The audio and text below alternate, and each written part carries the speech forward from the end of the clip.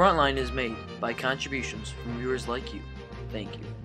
With major funding from the Jennifer and Michael K. Foundation of helping to build a more just world, and additional funding from the Prale Foundation committed to raising awareness. With additional funding from this program for the Corporation of Public Broadcasting. Tonight on Frontline, we talk about the Civil War from 1861 to 1865, a bloodbath between a country split in two by controversy. We go in depth tonight about the soldiers, their experiences, their living situation, their lifestyle of living, and general overview about the soldiers themselves. There were many ups and downs for soldiers' lives throughout the war. The unprepared nature of the war led to many casualties and brought the Union and the seceding nation to fully oppose each other. Frontline and I take you steamrolling through a period of our nation's time split apart from the perspective of historians, soldiers, and other well-known sources.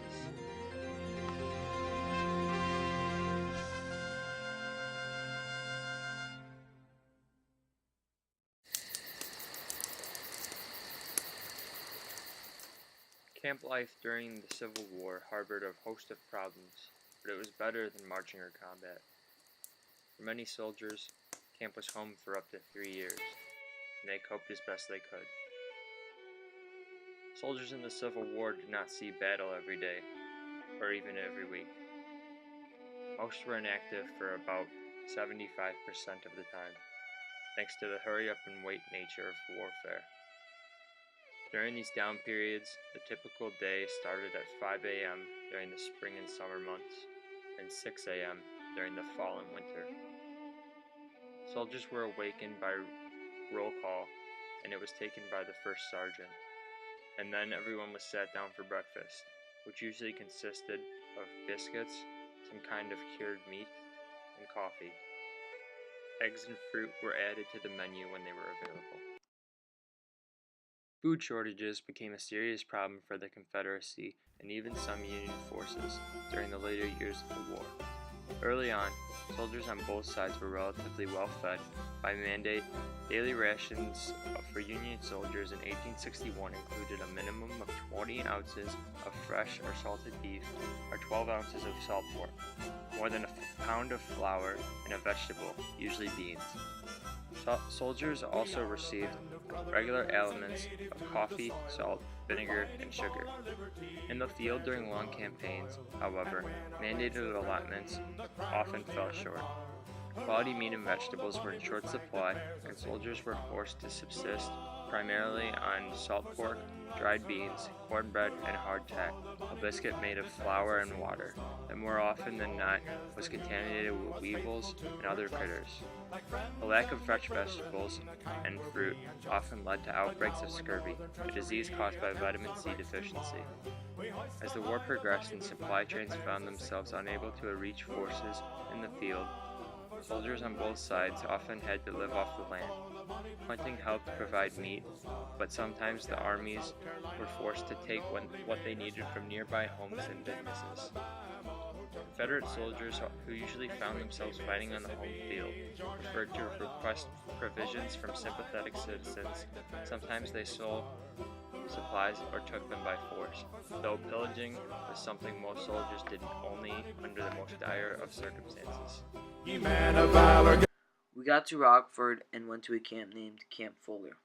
The government had built what they called barracks, buildings all rough boards.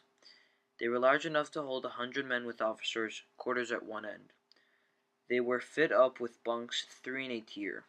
I and Philip Garman worked together. We took a lower bunk.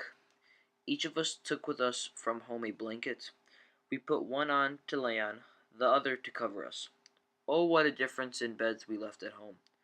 Nothing but hard boards to sleep on. Well, do I remember the first night. How sore my hips were in the morning. I thought there and then, must I sleep on hard boards for 3 years? It was a sad thought. We got government rations. We got hardtack, coffee, meat, sugar, and lots of other things. We got our first meal and it seemed to queer us. We did not know how to go about cooking. but we got along in good shape years after. We were some 3 weeks and drilled company drill. We had no guns yet. We went on guard. We took a good stout stick for a gun and walked our beat 2 hours at a time. What soldiering! Private Jefferson Moses, Company G, 93rd Illinois Volunteers. The Union and Confederate armies were poorly trained, haphazardly raised, badly organized, and inadequately fed throughout the period of the Civil War. They were without certain things such as sports, entertainment, and other proper medical needs. The reason that they were badly trained or well trained was dependent on their generals. Throughout the time, the Civil War soldiers had to find food, find fuel for their own selves. They also had to make need of what they had for resources. This included tents and other proper necessary needs for shelter. Even though, throughout the time period, it was thought of as a haphazard place where disease spread wild, the many of the soldiers thought that this was a place called home. They played rough sports, they sang songs, played games, and when enemies weren't around, this was like a picnic for them. Boredom was a chronic problem in most army camps. Drilling helped take up some of the day, but the soldiers had to devise other forms of recreation to help them while away the rest of the hours. Those who were able wrote long letters home or read books, magazines, and newspapers when they could get them. Others played cards or engaged in various sports such as baseball, boxing, and cockfighting. Some camps, desperate for activity, even staged cockroach and lice races. Drinking and gambling were discouraged by military officials, but both activities were nearly impossible to control, especially after payday. Contact with prostitutes was also strongly discouraged, but again, nearly impossible to stop. Soldiers on leave frequently visited brothels, and prostitutes were known to visit military camps in specially equipped wagons. Of all the hardships soldiers faced in camp, homesickness was probably the most rampant and difficult to cure. Furloughs were rarely given. Both sides needed as many bodies on the battlefield as they could muster, and often impractical since most units were so distant that it would have taken soldiers days or even weeks to reach home. Many soldiers became so homesick that they deserted, sometimes for a short while, sometimes forever. During the war, 141 Union soldiers were executed for desertion. Though Lincoln signed numerous pardons for the common offense, he said, "I prefer to take the risk on the side of mercy." Relatively well fed and well taken care of, and had high spirits, believing that country boys, raised with a rifle in their hands, could make quick work of the city slummers in the North. However, the North was much richer, and over the 4 years of war, their troops fared much better. The North also kept the South pretty isolated trade-wise, so as the years wore on, the South had fewer and fewer resources. Problems that particularly affected the South were lack of food, lack of uniforms, whereas the North almost always dressed the same. Southerners had a wide range of uniforms, largely because they were gathered from the dead, from what the soldier had already owned and what their families made for them. A lack of shoes led to many soldiers going barefoot, and general lack of resources from medical supplies to tents. In other words, the majority of Civil War soldiers had no idea what it meant to be a soldier. These farm boys didn't have a clue about the endless hours of drilling, living in the open, firing weapons, digging earthworks, eating unfamiliar food, living with thousands of other men, facing a myriad of diseases, or being wounded.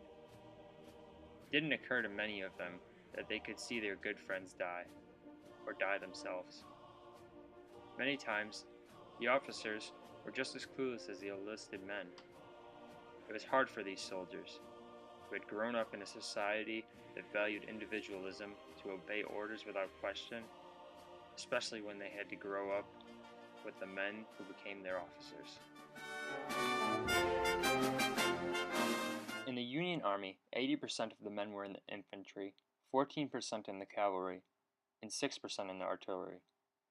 In the Confederate Army, 75% of the men served in the infantry, 20% in the cavalry, and 5% in the artillery. This showed even numbers in all three groups. Men on both sides were inspired to fight by patriotism, state pride, the chance for adventure, or steady pay. Union soldiers fought to preserve the Union.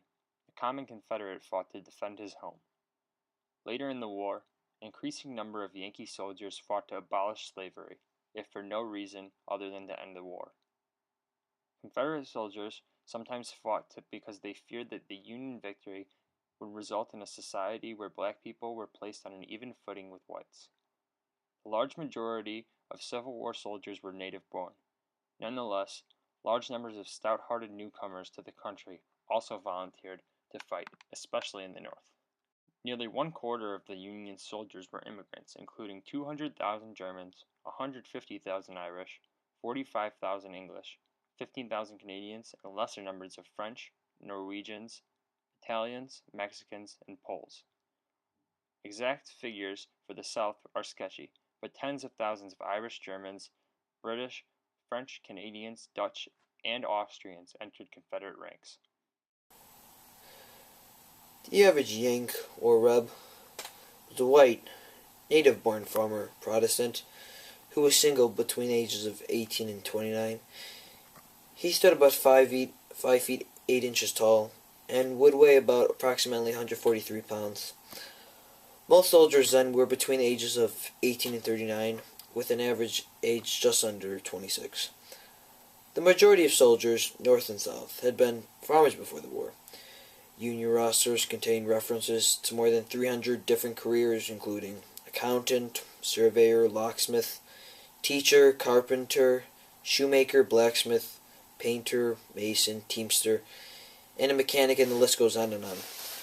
The Southerners, though, who had not farmed, included carpenters, mechanics, merchants, machinists, lawyers, teachers, blacksmiths, and dentists. Soldiers on each side initially earned $11 per month. In June 1864, the Confederacy raised each soldier's pay to $18 per month, a sum worth less and less as the Confederate dollar value dropped. That same month, the Union upgraded its soldiers' monthly wage to $16.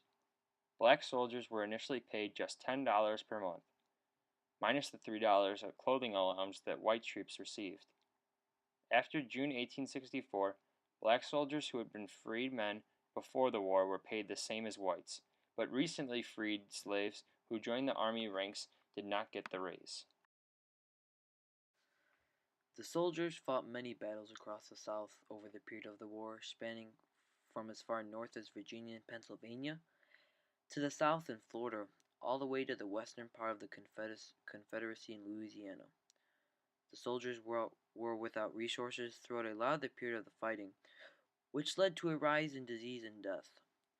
The fighting waged on for the members of both armies over the 5 years of war without stopping.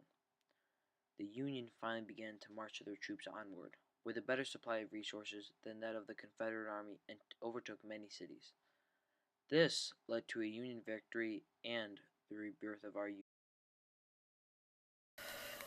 The Union soldiers were ultimately better than the Confederate soldiers because emotionally, physically, mentally, they were better off. I mean, look at strategically with General Sherman and his march through Atlanta.